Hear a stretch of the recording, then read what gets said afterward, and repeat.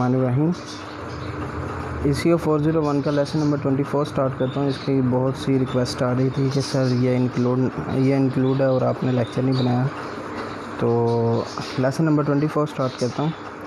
Welfare economy है ये, और the market for factors of production, the circular flow of income and expenditure show the flow of goods and factor. ये circular flow जो आपको याद होगा, मैंने पिछले लेक्चर में आपको बताया था सर्कुलर फ़्लो होता क्या है। सर्कुलर फ़्लो बेसिकली होता है इनकम का, कि इनकम का, जैसे कि इनकम जो है वो पैसा जो है वो किसी एक बंदे के पास नहीं रहता, वो फ़्लो करता रहता है। फर्म से जो है वो हाउस होल्ड के पास जाता है, हाउस होल्ड से मार्केट में, मार्केट से दोबारा फर्म में, तो ऐसे ही वो जो है सर्कुलर फ़्लो होता रहता है। डिमांड फॉर फैक्टर प्रोडक्शन की डिमांड, ये बेसिकली कंसेप्ट ये है कि ये ड्राइव डिमांड है। बेसिकली ड्राइव डिमांड क्यों है? क्योंकि ये लेबर की डिमांड है। तो ये डिमांड बेसिकली इस तरह है कि जब इंटेंसिव गुड राइजेज,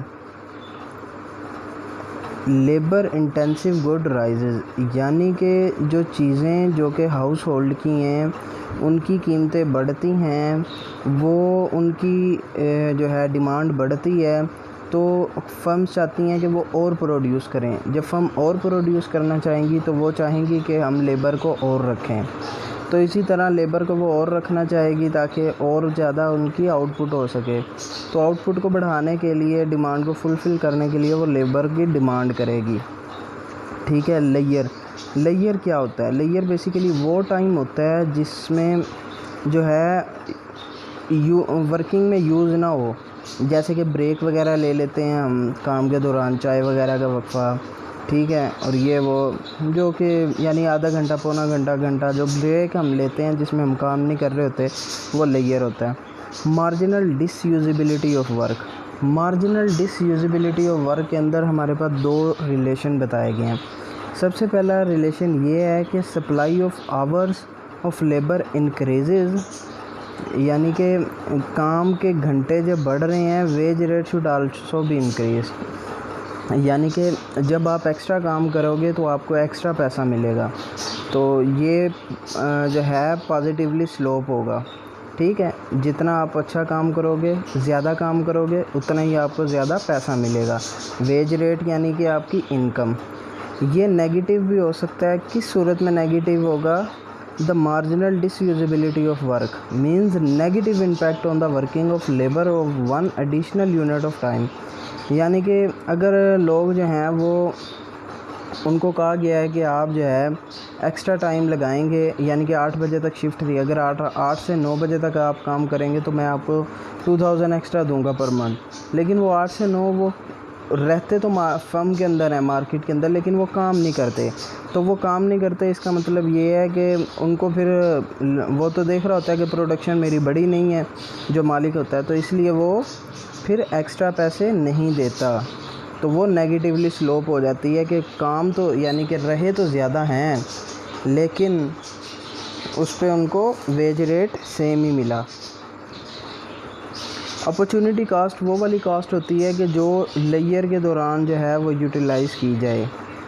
ठीक है, वो बेसिकली अपॉर्चुनिटी कास्ट होती है। सप्लाई एंड डिमांड कर्व,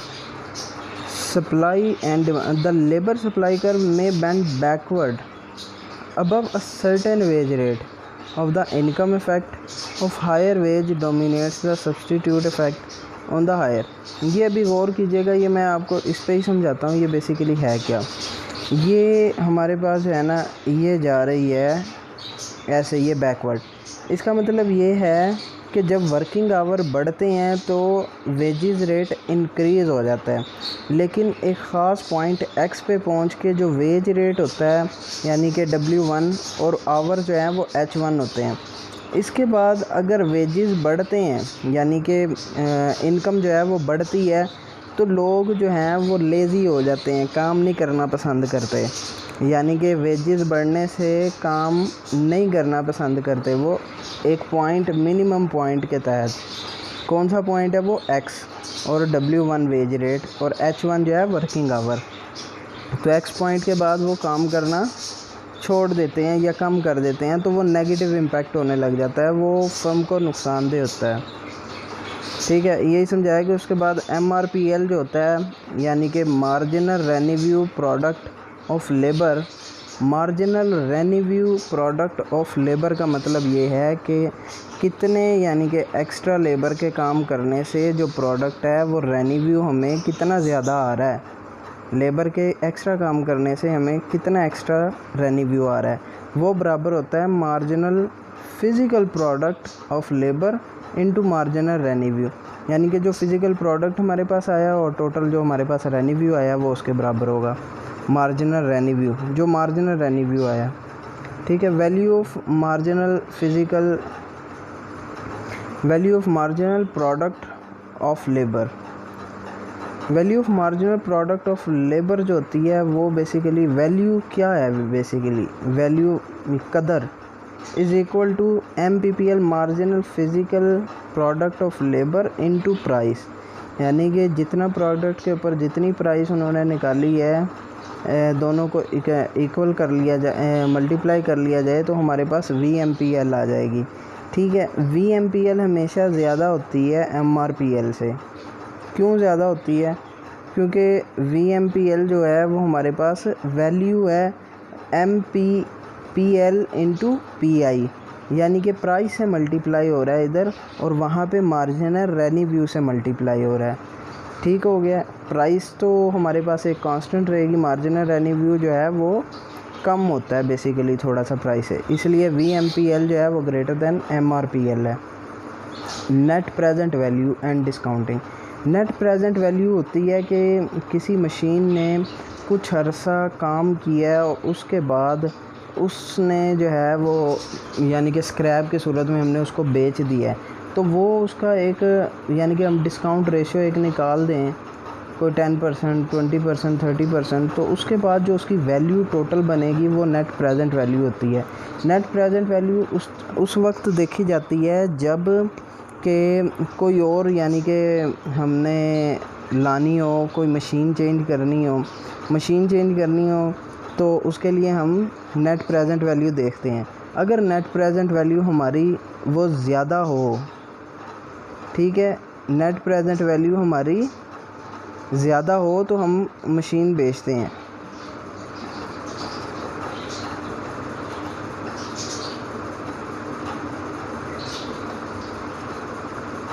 अगर नेट प्रेजेंट वैल्यू हमारी ज़्यादा हो तो हम मशीन बेचते हैं और कुछ यानी कि कोई और मशीन ले लेते हैं, अदरवाइज़ हम नहीं लेते। ये इसका फार्मूला है, आप देख लें कि इसमें रेट दिया है 10% और उसके अलावा ये पेपर में पूछा गया था, मेरे पेपर में ये पूछा गया था कि PV is equal to summation of XI stand for earning from the investment in the year I, ठीक है, divided by 1 + R whole raised to power I का यहाँ पे मतलब है कि नंबर ऑफ़ ईयर, ठीक है, 1 2 3 4, ठीक है। इस फार्मूले के तहत जो है नेट प्रेजेंट वैल्यू हमारे पास आ जाएगी। Net present value is equal to PV minus purchase cost, ठीक हो गया है। ये वही परचेज़ कॉस्ट यानी कि नेक्स्ट मशीन की जो कास्ट है वो, अगर ये PV minus purchase cost positive में आएगा तो फिर हम जो है मशीन बाय करेंगे, अदरवाइज़ नहीं बाय करेंगे। यानी कि ये 3852 के हमारे पास नेट प्रेजेंट वैल्यू आई है ना, तो जो मशीन आ रही हुई वो अगर 3500 में मिलती हुई तो हम परचेज़ करेंगे, अगर 4000 में मिलती हुई तो हम परचेज़ नहीं करेंगे। Economics of information product. Economics of information product कौन से होते हैं, यानी कि जो भी इंफॉर्मेशन टेक्नोलॉजी आ रही है उसने क्या रुझान, क्या इकोनॉमिक्स पे असर डाला है, किस तरह असर डाला है, तो ये basically economics of information product है कि उससे हमारी प्रोडक्शन पे क्या असर पड़ा है, उस पर लेबर पे क्या असर पड़ा है, अनएम्प्लॉयमेंट पे क्या असर पड़ा है, एम्प्लॉयमेंट पे क्या असर पड़ा है, मार्जिनल कॉस्ट पे क्या असर पड़ा है। कंप्यूटर आने की वजह से हमारे पास जो है वो जो खाते वगैरह हैं वो कम हो गए हैं, ठीक है। उसके अलावा डिस्ट्रीब्यूशन इंफॉर्मेशन जो है, पहले जो लोग हैं वो ख़तो ख़ताबत करके इंफॉर्मेशन भेजते थे कि हमारे पास ये वैल्यू है, हमारे पास ये चीज़ है। अब वो इंटरनेट आने की वजह से उसकी जो कॉस्ट हमें पड़ती थी भेजने की, टिकट वगैरह लगती थी, तो वो ज़ीरो हो गई है। तो तो ये जो इम्पेक्ट पड़ रहा है, जो बेनिफिट्स आए हैं और जो ड्रॉबैक्स हैं, वो सारे इसके अंदर डिस्कस किए गए हैं, या पढ़ने वाली चीज़ है बेसिकली है। इसके अलावा एक्सपीरियंस गुड्स क्या होते हैं? एक्सपीरियंस गुड्स का मतलब ये है कि टेस्ट कर लिया जाए, कोई भी चीज़ को टेस्ट करवा लिया जाए। अब मैंने एक चीज़ बनाई है, लेट्स सपोज के मैंने ये कंप्यूटर बना दिए हैं, ठीक है, मैंने एक फर्म बनाई है जिसमें मैं कंप्यूटर तैयार कर रहा हूँ। मैं पहली जो खेप होगी, मैंने वो पूरी मार्केट के अंदर तमाम स्टूडेंट्स में मैं जो है वो फ्री ऑफ कॉस्ट दूंगा फॉर टेस्ट। जब वो उन्हें टेस्ट यानी कि उन्हें पसंद आएगी चीज़, तो फिर वो डिमांड करेंगे, और तो इस तरह मेरी जो है वो प्रोडक्शन ज़्यादा होगी, डिमांड ज़्यादा होगी, मैं सप्लाई फिर ज़्यादा कर पाऊँगा। अगर मैं किसी को टेस्ट ही ना करवाऊँ तो मेरी किसी को क्या पता है कि मेरे पास कंप्यूटर अच्छी क्वालिटी के हैं। तो ये होता है एक्सपीरियंस गुड्स, ठीक है। इसके बाद यही हमारे पास टोटल कॉस्ट फिक्स कर दी गई है। तो ऑनलाइन इकोनॉमिक्स कोर्स, ये उसके बारे में बताया गया, ठीक है। बाकी होप सो लेक्चर अच्छा लगा होगा। बाकी पेपर की तैयारी कीजिएगा, कंसेप्चुअल पेपर आ रहा है, बहुत ही कंसेप्चुअल पेपर था MCQ स्पेशली। जो मैंने आपको कंसेप्ट दिए हैं, अगर आपने जहन में रख लिया तो आप पेपर अच्छे से अटैम्प्ट कर पाओगे। अल्लाह हाफ़िज़।